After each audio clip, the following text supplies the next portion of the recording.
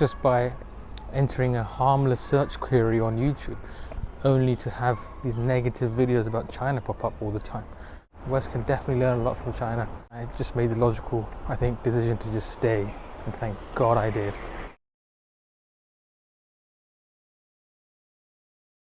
What's up guys, Expressless here with another video. In this one I'm going to be telling you how I ended up in China and all the trials and tribulations. Sorry for this lovely gentleman who's just chilling out on the phone. Probably having an argument or just speaking loud. Back in 2019, got accepted for a job that included a possible relocation to China, working as a doctor in a clinic, and most of the patients were Chinese, and this was in London. There was a delay for about a year to finally set everything up to come to China. During that time I had a lot to think about. I didn't really know much about China, to be honest, except from what you'd see on the mainstream media and a bit of YouTube. And after YouTubing a few things about a few queries on China, the first few videos, some negative sort of videos about China. And there's a very popular YouTuber with a green screen behind him, who I'm sure you're all probably familiar with. His videos kept coming, and then I watched one, and then one negative video about China led to another negative that come back about a few months later or something, and then be recommended more negative videos on China. China was on the news a lot around 2019 as well, Trump and the Hong Kong protests and all sorts of other things like Xinjiang. So yeah, China was not in a good light in the West. But my colleagues were Chinese, so they had lived in UK for a long time. The thing that really maybe sort of reassured me was speaking to them, and they had obviously a lot of friends on the ground in China at the time, particularly with the pandemic in 2020. It really was the case that people were flying, Chinese students were flying from UK back to China because they felt it was safer there. And at the time, COVID was raging in the UK, going up in cases, whereas China was having it and getting it under control. And so all I found was just a lot of negativity, and I'm really lucky that I didn't fall for it. Even my parents were like, "Are you sure? You want to go to China? China's this and this. This is what we're seeing on the news. It looks a bit unstable," and all this nonsense, which is understandable because that's what gets fed to them. Really, that's what you see on the news every day or every time.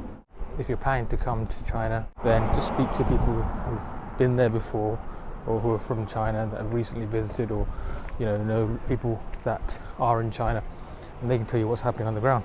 And it made me think. I really felt like, what would the average person who didn't know anyone from China, from the mainland, who was just planning to go there, or maybe accept a job offer, but they had no connections there, no one to speak to really about it, how influenced they will be with these videos just by entering a harmless search query on YouTube, only to have these negative videos about China pop up all the time. I'm sure they'll be deterred for sure. When I initially came to China, I wasn't actually planning to stay here for too long, just to get my health check for my medical license here in China, and then to fly back until everything was sorted with our new clinic. When I was in quarantine, when I landed in China and I was in quarantine, 7 days into the quarantine, China closed its borders to the UK. And then I was really stuck with a dilemma. I literally just came with one piece of luggage. I thought I was only staying here for about a month or so. And I told my parents this, and they went mad. They went mental. Because I hadn't said goodbye to anyone properly, and even I didn't even come with my wife. So then I just had to make this brutal decision to just stay here, because if I had gone back to the UK, first of all, the UK had just announced lockdown there as well. It was chaos. I was in between these two crazy decisions. It was not as smooth as it should have gone. Wherever the wind takes you, as they say, and I'm a true believer in that. But you know, you can always look back, and I can look back now and say, wow, what a decision it was, just to first of all come here, decide to come here, and of course decide to also stay as well during that initial trip I made here. And I've really not regretted it at all. I've not regretted it at all. The only thing was that my wife was only able to come to China 10 months after I got there, so that was a massive headache. But she's here now, and I'm sure you can see from some of her videos, and she's enjoying it here. So that's how I ended up in China. It's really quite simple, but also really convoluted. I think the main thing is I just want people to know that, you know, you really have to come here to see what it's like.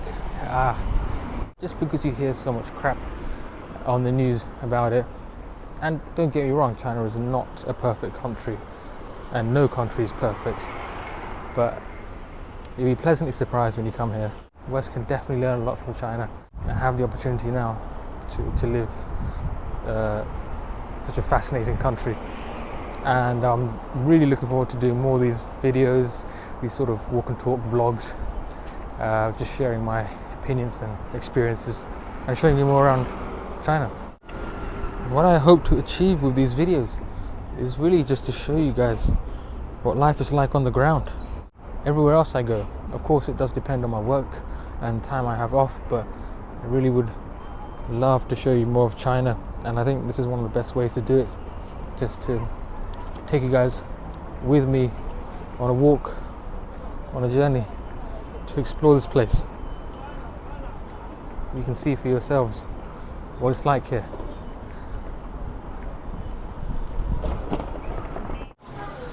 Yeah, this is some of the very local areas.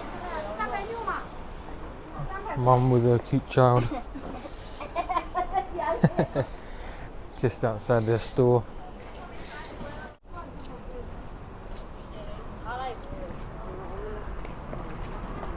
Another corgi and his heart-shaped butt.